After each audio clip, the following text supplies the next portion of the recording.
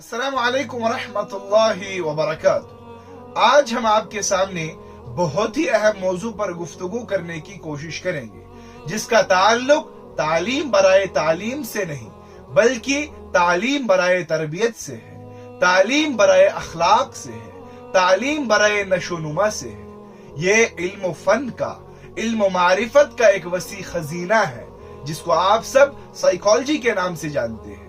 चूंकि साइकोलॉजी के अंदर इंसान की सोच, इंसान के आदात और अतवार, उसके बिहेवियर से डील की जाती है, तो इसलिए इसके अलग अलग ब्रांड्स और एप्लीकेशंस होने की वजह से सबका तरीका कार और सबकी भाषा अलग अलग की जाती है। आज जो हमारा मौजू है वो एजुकेशनल साइकोलॉजी के बारे में है। एक इंसान, खुसूसन एक मुअल्लिम, एक उस्ताद अपने बच्चे को कैसे कन्विंस करे, उसको कैसे तालीम दे, लेकिन उस तालीम का मकसद और उस तालीम का बैकग्राउंड वो तरबियत होनी चाहिए और नशोनुमा होना चाहिए, बुलंदी और उरूज पर पहुंचाए।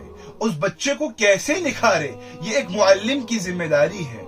उस तालीम के शौक और ज़ौक़ को पैदा करना काफी नहीं, बल्कि उस तालीम के शौक और ज़ौक़ को बरकरार रखना, इस्तिकामत के साथ उसको अपनी जिंदगी में अपनाना, ये एक मुअल्लिम की बड़ी जिम्मेदारी है। इसके लिए हमें कुछ तरीके अपनाने पड़ेंगे। साइकोलॉजी के अंदर दो मोटिवेशंस का जिक्र किया जाता है जो बहुत ही मशहूर है।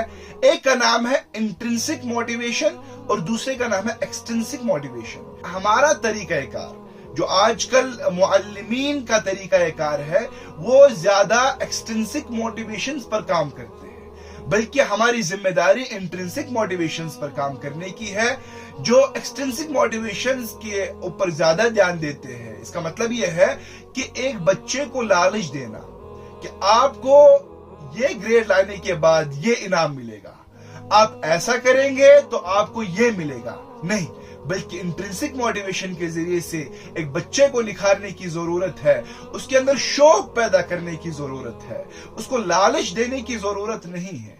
यह हमारा तरीका कार होना चाहिए। किस तरह एक लो लेवल बच्चा और इसी तरह एवरेज बच्चा, इसी तरह गुड लेवल बच्चा, इसी तरह एक्सीलेंट बच्चा, इन सब को देखने की जरूरत है।